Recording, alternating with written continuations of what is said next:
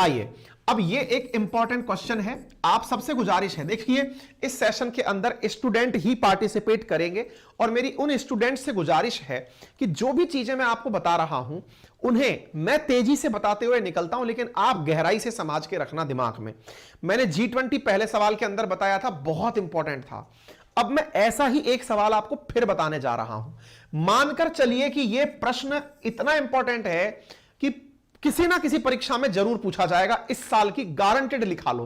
किसी ना किसी का मतलब यह नहीं है कि सर हमारे तो कॉलेज की परीक्षा में पूछ लिया गया, अच्छे एग्जामिनेशन में यह पूछा जाएगा। गजब का क्वेश्चन है, क्या है मैं बताता हूं साथियों। असल मायने में 2021 में भारत सरकार ने एक प्लान लॉन्च किया था, holistic development of Nicobar island, यानी कि संपूर्ण विकास किसका, निकोबार आइलैंड का। अब फिलहाल ही में यह सुर्खी में क्यों आया है मैं आपको वो बताता हूं, क्या चैलेंजेस रहे, क्या हुआ यह भी बताऊंगा, लेकिन इसके साथ साथ यह सुर्खी में फिलहाल क्यों आया अब आप वो जानिए। असल मायने में भारत अपना नया सिंगापुर बना रहा है? सिंगापुर तो सर अपने आप में एक बहुत बड़ा देश है, बहुत बड़ा नहीं है, आकार में तो बहुत छोटा है, पैसे में बहुत बड़ा है, बहुत पैसे वाला देश है, एशिया के टॉप मोस्ट कंट्रीज में शामिल है, इतू सा देश है। मैप पर भी आपको जूम करके देखना पड़ता है। लेकिन मैं क्या बोल रहा हूं, भारत अपना नया सिंगापुर बना रहा है। यार ये बात तो काबिल तारीफ है। जब सिंगापुर जैसी देश दुनिया में एशिया के अंदर सबसे अमीर देशों में शुमार है और भारत अपना एक अलग से सिंगापुर बना ले रहा है, गजब चल रहा है। ये हो क्या रहा है बताते हैं, क्या हो रहा है, कहां हो रहा है, क्यों हो रहा है। लेकिन उससे भी ज्यादा इस विषय के अंदर जो बात चर्चा की है वो है बायोडायवर्सिटी और एनवायरमेंट, और तीसरी है सिक्योरिटी की। बहुत इंपॉर्टेंट टाइटल है, इसलिए मैं आपसे गुजारिश कर रहा हूं जितनी जानकारी मैं यहां दे दूं उसके बावजूद भी अगर आपको लगे ना तो गूगल कर करके जानकारी जुटा लेना और बढ़िया सा 2 पेज का आंसर बना के रख लेना, बहुत ज्यादा इंपॉर्टेंट है, ठीक है ना। आओ बच्चा, होलिस्टिक डेवलपमेंट, यहां पर एक सुर्खी कल बाहर आती है। बाहर क्या आती है, 27 फरवरी की आप ये न्यूज देख रहे हैं। न्यूज क्या आती है, keep airport secret. Important important important, क्या लिखा हुआ है देखिए, India is a democratic country, यहां पर सीक्रेट रखने वाली चीजें भी सुर्खियां बन जाती हैं। आप में से कई लोगों को लगेगा ये कैसा सीक्रेट है जो सबको पता है कि एयरपोर्ट बनाना है लेकिन बताना नहीं है। अरे बता तो दिया, बस अब ये नहीं बताना है कहां बनाना है, बता तो दिया निकोबार में बना रहे हो। अरे निकोबार में भी ये नहीं बताना है कि 166 किलोमीटर स्क्वायर क्षेत्रफल में कहां बनाना है। अच्छा अच्छा अच्छा, समझ गए। वहीं चीन अगर होता तो क्या होता किसी को पता नहीं होता। चीन कहां क्या कब बना लेता है अपने लोगों को भी नहीं बताता, क्योंकि सीक्रेसी, क्योंकि वहां वन पार्टी सिस्टम है, यहां लोकतंत्र है, यहां हर चीज पर सवाल पूछा जाता है। सवाल में सुर्खी है, होम मिनिस्ट्री ने हाल ही में कहा है कि निकोबार के अंदर हम एक एयरपोर्ट बनाएंगे, लेकिन कहां बनाएंगे ये नहीं बताएंगे। तो ग्रेट निकोबार आइलैंड पर होने वाले इस प्रोजेक्ट के बारे में जो हाल ही में चर्चाएं शुरू हुई हैं, वो चर्चाएं शुरू हुई हैं कि भाई साहब ऐसा क्या है जिसको हाल ही में इतनी बड़ी अहमियत दी जा रही है। चलिए बताते हैं। भारत बनाने जा रहा है अपना सिंगापुर, बनाना शुरू हो गया है। लेकिन आप में से कुछ लोगों को लगेगा सर ये सिंगापुर का मतलब क्या है, मैं आपको थोड़ा बताता हूं। देखिए आपको ये भारत का मैप दिखाई पड़ रहा होगा, एक बार के लिए एक अच्छी सी चीज समझिए। पहले ज्योग्राफिकली अपन मैपिंग जब पढ़ेंगे ना, आज रात की जो क्लासेस हैं उन मैपिंग के अंदर भी मैं इन चीजों को रिवाइज कराता रहूंगा। आपको ऐसा लगेगा चीजें कनेक्ट हो रही हैं, जीके से रिवाइज हो रही हैं, कनेक्ट हो रही हैं करंट अफेयर की चीजें। देखो भैया, इंडिया के मैप को अगर आप ध्यान से देखते हो तो इंडिया के दक्षिण में आपको ये पूरा इंडियन ओशन दिखाई देता है, उत्तर की तरफ अरब सागर दिखाई पड़ता है, माफी चाहेंगे, पश्चिम की तरफ अरब सागर दिखाई पड़ता है, पूर्व की तरफ बंगाल की खाड़ी दिखाई पड़ती है। देखो होता क्या है ना, इधर की तरफ गल्फ है, गल्फ बोले तो खाड़ी देश, जहां से पेट्रोल डीजल निकलता है। वो खाड़ी देश से तेल भरा करके जहाज जो है वो इस रास्ते से चलते हैं साहब। किस रास्ते से? इस रास्ते से चलते हुए निकलते हैं। निकलते समय ये वाली जो जगह आपको दिख रही है श्रीलंका, इस श्रीलंका के नीचे की तरफ एक जगह है जिसका नाम है हम्बनटोटा। अब जहाज चला है, जैसे आप समझिए जब सड़कों पर ट्रक चलते हैं तो रास्ते में कहीं खाना पीना खाने रुकते हैं, पेट्रोल डीजल भराने रुकते हैं, ड्राइवर विश्राम करने रुकता है, इंजन को शांति देनी होती है तो होल्ड करते हैं कि भाई थोड़ी देर के लिए ट्रक काफी देर से चल गया, रुक जाओ। ऐसा ही साथियों अक्सर क्या होता है कि जब जहाज पानी के चल रहे होते हैं तो वो किनारे जाकर के रोक करके खड़े हो जाते हैं कुछ कुछ समय के लिए, दिन भर के लिए, 2 दिन के लिए, 5 दिन के लिए, 7 दिन के लिए। क्यों खड़े हो जाते हैं? क्योंकि इतनी दूर से चले आ रहे हैं, माल लेकर आ रहे हैं, तो उनके भी तो इंजन को विश्राम चाहिए। बहुत देर से समुद्र के अंदर चल रही उनकी टीम है, उन्हें भी थोड़ा समय चाहिए। ऐसी स्थिति में यहां से, अब देखने में तो ये छोटा सा लग रहा है, अरे खट पहुंच जाता होगा, कई दिन लग जाते हैं यहां तक पहुंचने में, पानी पानी की यात्रा है। यहां पहुंचे तो चीन के द्वारा यहां हम्बनटोटा पोर्ट विकसित किया गया श्रीलंका में। हम्बनटोटा पोर्ट जो है चीन के द्वारा जो विकसित किया गया, असल मायने में वो और कुछ नहीं अपितु चीन का वो प्रयास था श्रीलंका को लूटने का, जिसमें वो कामयाब हुआ। 99 ईयर के लिए यह पोर्ट बना लिया। हम्बनटोटा पोर्ट किस उद्देश्य से बनाया जा रहा था? तो आंसर था सिंगापुर बनाने की चाहत थी। सिंगापुर में ऐसा है क्या? अरे असल में क्या है कि पहले ये जहाज थे ना, ये यहां से चलते हुए जाते थे और जाकर के यहां से मलक्का स्ट्रेट में घुसते थे, और जब इतना रास्ता चल लेते थे तो इन्हें कोई बढ़िया सी जगह रुकने की नहीं मिलती थी। वो जो बढ़िया सी जगह रुकने की मिलती थी ना, वो यहां होती थी एकदम टिप पर, और इस जगह का नाम था सिंगापुर। सिंगापुर क्या था? जहाज के रूट में पड़ने वाला एक देश था साथियों। इस देश की खासियत क्या थी? इस देश ने जहाज वालों के लिए सारी सुविधाएं विकसित कर दी। जैसे आप कई बार रोड पर चलते हुए देखते हैं, कुछ ढाबों पर बहुत सारी गाड़ियां रुकती हैं, लेकिन क्यों रुक पाती हैं? इसलिए रुक पाती हैं क्योंकि वो जो जहाज है ना, वो जो गाड़ियां है ना, उनके लिए अगर पेट्रोल, डीजल या फिर रेस्ट रूम, महिलाओं के लिए कमरे, जो भी चाहिए वो सब एक जगह पर मिलता है। इसलिए एक तरह से इन्होंने सिंगापुर जो है वो जहाजों के लिए एक प्रकार का ढाबा बना दिया। जहाजों को क्या चाहिए? जहाजों को चाहिए कि साहब उनका फ्यूल खत्म हो गया, फ्यूल मिल जाए, बोले मिल जाएगा। जहाजों को चाहिए कि सर हम बहुत सारा चीज यहां से ले आए। Secret x Muslim movement on YouTube, Vivek dollar में पेमेंट कर रहे हो और सवाल पूछ रहे हो। एक्स मुस्लिम मूवमेंट, यार इसको ज्यादा अच्छे से बताओगे तो हम बताएंगे, अगर कुछ न्यूज में होगा तो विवेक जरूर करेंगे। हाँ जी, ये थैंक्स गिविंग के माध्यम से आपने डॉलर भेजे हैं हमें, कमेंट हम नहीं पढ़ पा रहे, शायद आप इसलिए कर रहे होंगे।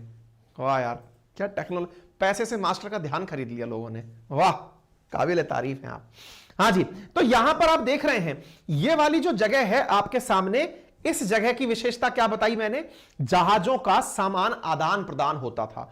अब दुनिया भर के जहाज आते थे तो लोगों को घूमने के लिए भी कोई जगह चाहिए थी, तो इन्होंने यहां अम्यूजमेंट पार्क, होटल्स, बैंक, ऐसी चीजें डेवलप कर दी। उसका परिणाम क्या निकला? उसका परिणाम यह निकला कि यहां से सिंगापुर से डेवलपमेंट की बहार निकल पड़ी, क्योंकि यहां से जहाज आगे जाकर साउथ चाइना सी होते हुए चाइना जाते थे, जापान जाते थे, फिलीपींस, ताइवान, इन सब जगह जाते थे, कोरिया, यहां पर तेल लेने के लिए जाते थे। अच्छा, इस बात को चीन ने समझ लिया कि बेटा सिंगापुर तुम बड़े कैसे बने, इसका इलाज करेंगे। इलाज क्या है? बोले रास्ते में हम हम्बनटोटा बनाएंगे। इन्होंने साहब श्रीलंका से खरीद लिया हम्बनटोटा, कोई बात नहीं। लेकिन इसी बीच में अगर आप ध्यान से देखें तो भारत सरकार को नजर आया कि यार चीजें तो हमारे पास भी गजब गजब हैं। बोले क्या है? अरे बोले हमारे पास अपना अंडमान और निकोबार है। बोले उसका क्या फायदा है? बोले उसका, अरे भाई साहब हमारे पास अंडमान निकोबार इतना गजब जगह है जहां पर जहाज रुके, यहां मत रुके हम्बनटोटा पे, सीधा आके हमारे पास रुक। दूसरा, पूरी तरह से जो इंडिया के साथ मित्रता रखने वाले राष्ट्र हैं उनके लिए हमारे पास आइलैंड है, हम बढ़िया से यहां पर आपको रुकने की जगह देंगे, बढ़िया 5 स्टार होटल देंगे, बढ़िया सुविधाएं देंगे, और तो और हम इस जगह से दुनिया को सुरक्षा भी देंगे। इसका मतलब भारत ने अपनी सेनाओं से कहा कि आपने जो ट्राई सर्विस कमांड बना रखी है उसका उपयोग करिए यहां पर, और ऐसे सीक्रेट एयरबेस बनाइए, ऐसे सीक्रेट बंदरगाह बनाइए जहां से आप दुनिया को शक्ति संतुलन दे सकें।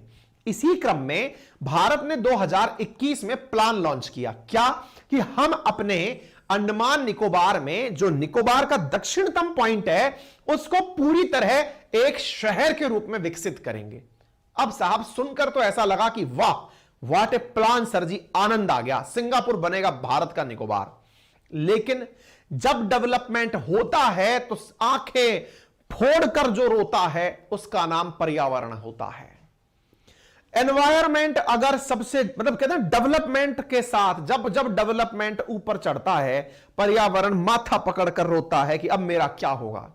सरकार के सामने ऑप्शन था कि साहब एक बात बताओ, ये वाले जो फॉरेस्ट आपको दिखाई दे रहे हैं, डेंस फॉरेस्ट हैं, गजब तरीके से यहां पर कई प्रकार के टर्टल्स, कई प्रकार की जनजातियां जो केवल यही पाई जाती हैं, एंडेमिक जनजातियां यहां पाई जाती हैं, वो मिल रही हैं।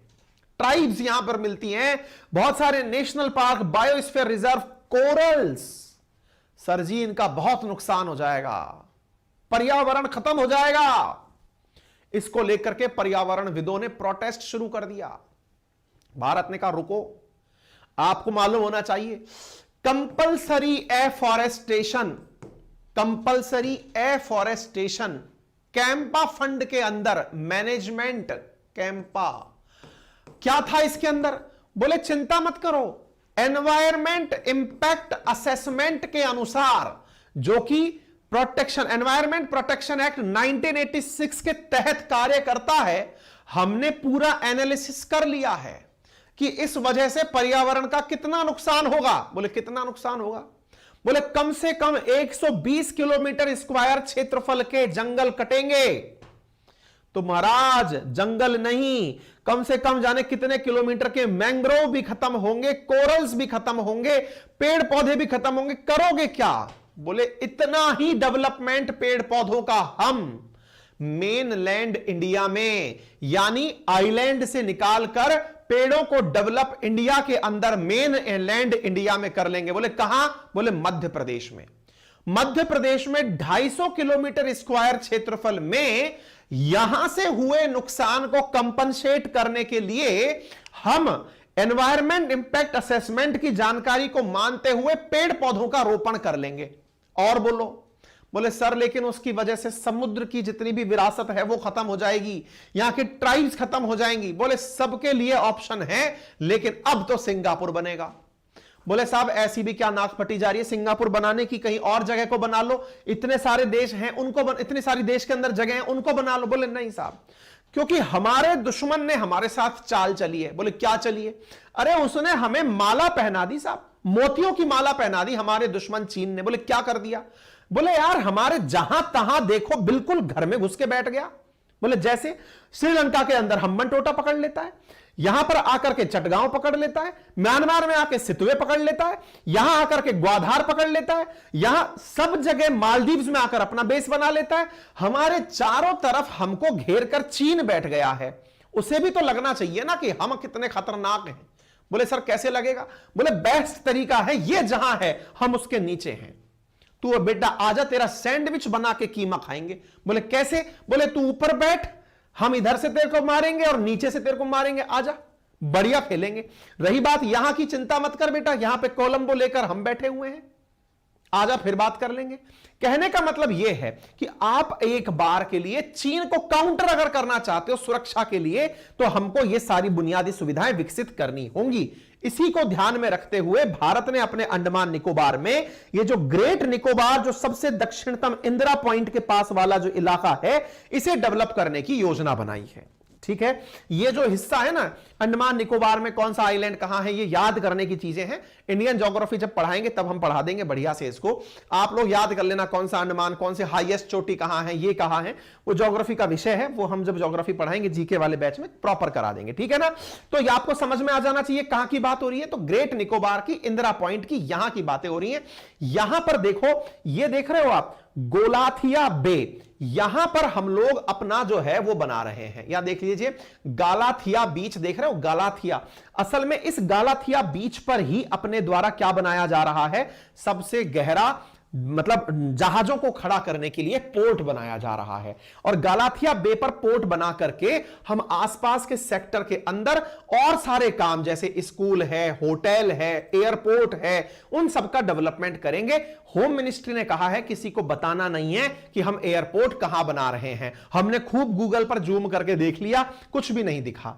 ठीक है ना। तो कुल मिलाकर के आपको यहां से एक बात पता चल गई, एकदम हरा भरा एरिया है जिस पर आने वाले समय में निर्माण कार्य किए जाएंगे। क्लियर? उम्मीद है यहां तक बात समझ में आ गई। यह जगह कितनी खास है इससे अंदाजा लगा लो कि एक तरफ श्रीलंका और एक तरफ सिंगापुर बिल्कुल बीचों बीच है अपने निकोबार से। ठीक है, यहां पर 130 स्क्वायर किलोमीटर का फॉरेस्ट है जिसे काटना पड़ेगा। यहां पर लगभग 8.5 लाख पेड़ काटे जाएंगे, जिसकी वजह से यहां पर गजब तरीके का विरोध हो रहा है। मई 2022 में मिनिस्ट्री की एक्सपर्ट अप्रेजल कमेटी, जिसे ईएसी कहते हैं, उन्होंने इंफ्रास्ट्रक्चर प्रोजेक्ट्स की पूरी तरह से एनालिसिस की और यह पाया मिनिस्ट्री ऑफ होम अफेयर्स के द्वारा कही गई जानकारियों को ध्यान में रखते हुए कि यहां पर जो डेवलपमेंट है वो मिलिट्री और सिविल दोनों के द्वारा किए जाएंगे और डुअल यूज एयरपोर्ट का डेवलपमेंट किया जाएगा ताकि इंडियन नेवी के साथ में कोऑर्डिनेशन के काम किया जा सके। यह वाली चीज यहां पर निकल कर आई है। क्या क्या होगा यहां पर ध्यान से सुन लीजिएगा। ग्रेट निकोबार पोर्ट प्रोजेक्ट के अंदर काम किया जाएगा। यह रहा ग्रेट निकोबार। इसमें 149.60 स्क्वायर किलोमीटर की टाउनशिप यानी कि एक पूरा शहर विकसित किया जाएगा। नंबर दूसरा, 8.45 स्क्वायर किलोमीटर एरिया में एयरपोर्ट बनाया जाएगा। 7.66 स्क्वायर किलोमीटर के अंदर कंटेनर ट्रांसशिपमेंट टर्मिनल बनाया जाएगा और 0.4 स्क्वायर किलोमीटर के अंदर पावर प्लांट बनाया जाएगा। इसी को ग्रेट निकोबार प्रोजेक्ट नाम दिया गया है। याद कर सकते हैं 2021 में इसे सबसे पहले मंजूरी मिली थी। ठीक है, अभी जो सबसे ज्यादा जो मतलब बवाल मचा हुआ है इसे लेकर के, वो क्यों मचा हुआ है, क्या है ना, ये कमेटी होती है एफएसी। वो एफएसी ने हाल ही में, जिसका नाम है फॉरेस्ट एडवाइजरी कमेटी, उसने सारे प्रश्नों पर रोक लगाते हुए कहा है कि हमें प्रपोजल पसंद है, हम अलाउ कर रहे हैं। होम मिनिस्ट्री ने जब ग्रेट निकोबार के अंदर एयरपोर्ट बनाने की बात कही तो इन्होंने एफएसी ने, फॉरेस्ट एडवाइजरी कमेटी ने कहा कि हमने सारी बातें सुन ली और हम अलाउ कर रहे हैं। एफएसी के ऊपर सवाल खड़े हो गए कि यार आप लोगों ने कब तो डिस्कशन कर लिया, कब आप लोगों ने यह पढ़ लिया कि हमको देश में यह कराना है और हमने फॉरेस्ट का असेसमेंट कर लिया।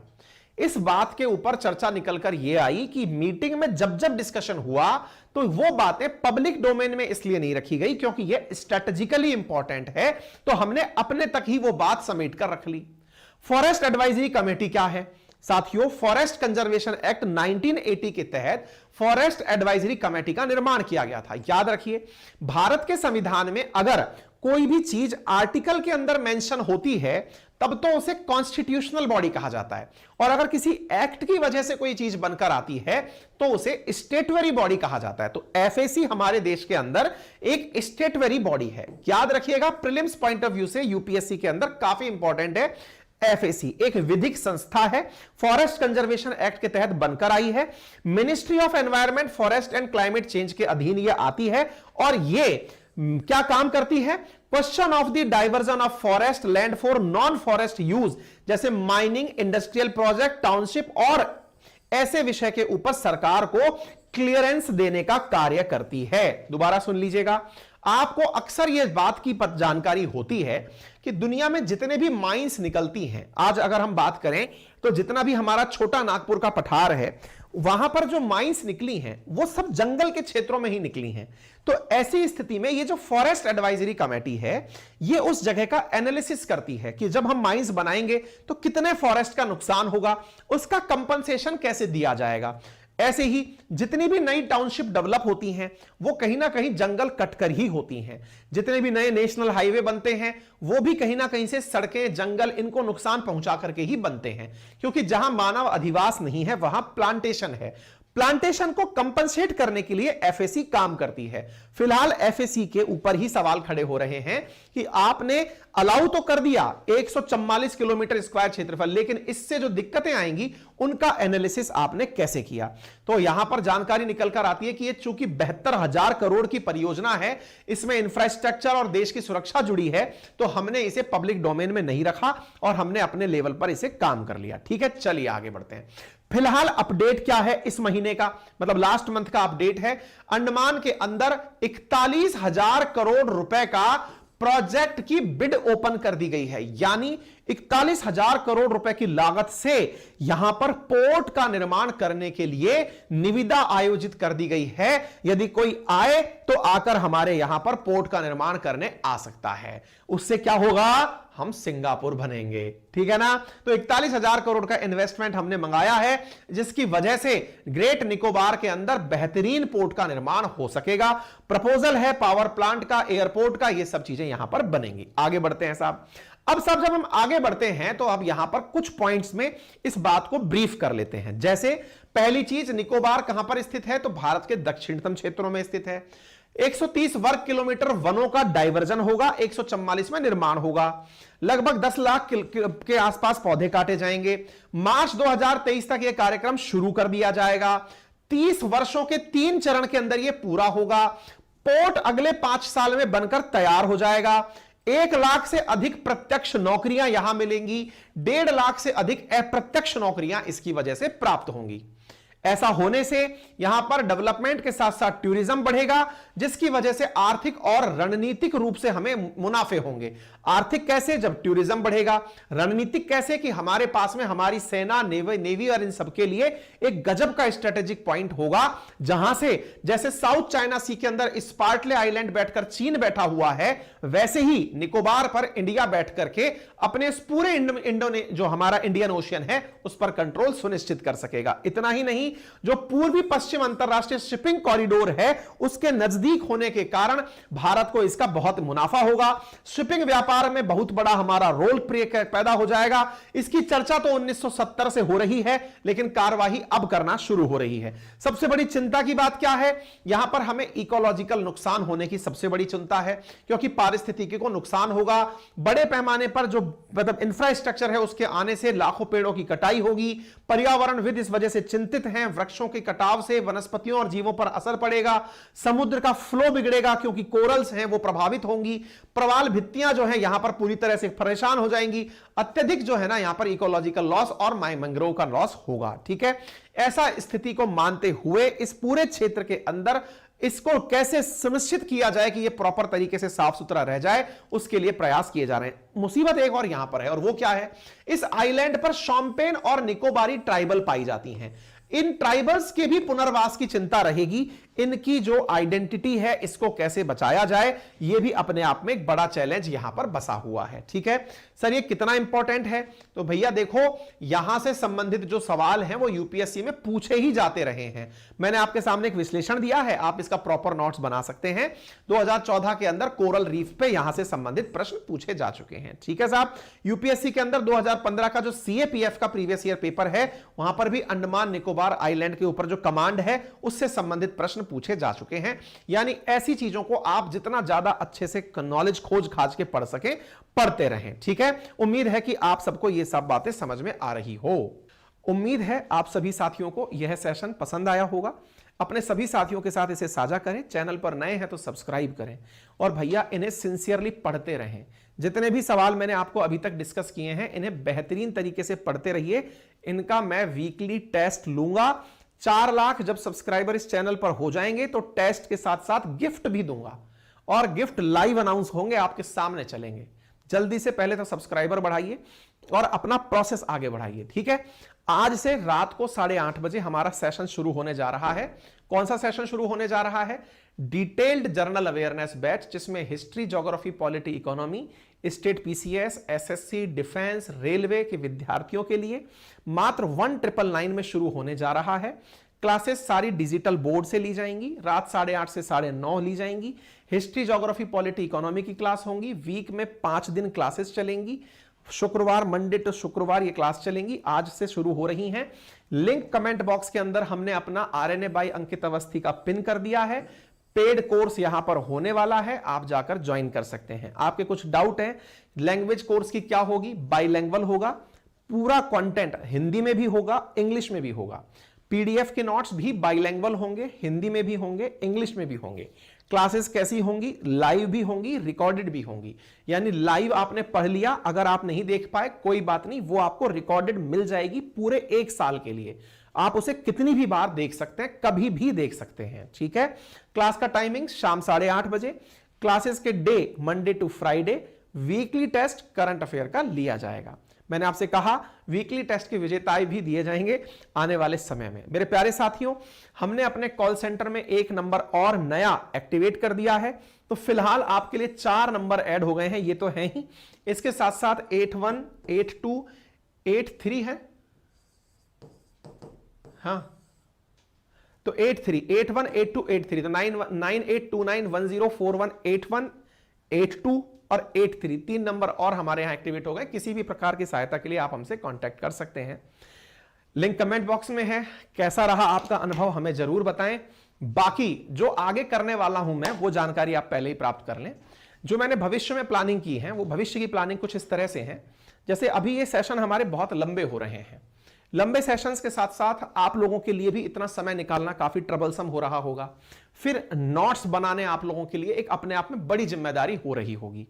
मैंने जो हाल ही में वैकेंसी निकाली थी अपने लिए, बच्चों के लिए, कि भाई कोई अगर आकर हमारी टीम से जुड़ना चाहता है तो वो जुड़े, क्योंकि हम यहां से आगे नोट्स भी आपको खुद बना के दें ताकि आपका समय बचे। हमारी कोशिश ये हो रही है आने वाले समय में कि आपको प्रॉपर तरीके से नोट्स भी सेशन के अंदर बना के दिए जाएं। ठीक है, तो उसके लिए हमने टीम इनवाइट की है। आज देखते हैं, आज कुछ इंटरव्यूज हैं, बाकी जैसे जैसे इंटरव्यूज होंगे मैं आपको बताऊंगा। और विद इन, क्योंकि हर चीज में थोड़ा समय लगता है, आरएनए को हम एक उस लेवल पर लेकर चले जाएंगे जिसके बाद ना आपको करंट की चिंता 1% भी नहीं करनी होगी। आपको क्लास की स्लाइड्स में भी वो दिखने लगेगा। क्लास की स्लाइड्स जो होंगी उसमें भी प्रॉपर तरीके से एक ही जगह संगठित चीजें, एक ही जगह प्रॉपर, मतलब उसके अलावा कुछ पढ़ना ही नहीं है, वेल रिसर्च्ड। तो थोड़ा सा उसमें समय लग रहा है, चिंता मत करिए। एक्सप्लेनेशन का पार्ट मेरा है, लेकिन जो कंटेंट का पार्ट है ना, उसको मैं मजबूत कर रहा हूं और बहुत अच्छे से हम उस पर करेंगे। ऐसे ही जो हमारा जीके वाला पार्ट होने जा रहा है रात को, उसमें भी हम कुछ वैसा ही प्लान कर रहे हैं। उसके लिए भी हमने कंटेंट टीम इनवाइट की है। ऑलरेडी कंटेंट बन भी रहा है, बन भी चुका है, लेकिन फिर भी उसको भी ऐसा बनाया जाए कि फिर उसके अलावा कुछ ना पढ़ना पड़े। तो इन 2 विषयों पर हमारा लगातार प्रयास चल रहा है। We are very much sure कि हम निश्चित ही इस पर जीत हासिल करेंगे। आपका प्यार और साथ बना रहा तो हम लोग जीके और करंट अफेयर में आपको वन स्टॉप सॉल्यूशन उपलब्ध कराएंगे। यह मेरा विजन है। ठीक है, फिलहाल के लिए इतना ही। अपना ख्याल रखें, बड़ों का सम्मान करें, छोटों को प्यार दें, अपना व्यक्तित्व इस प्रकार से विकसित करें कि महिलाएं आपके साथ सुरक्षित और सम्मानित महसूस करें। धन्यवाद।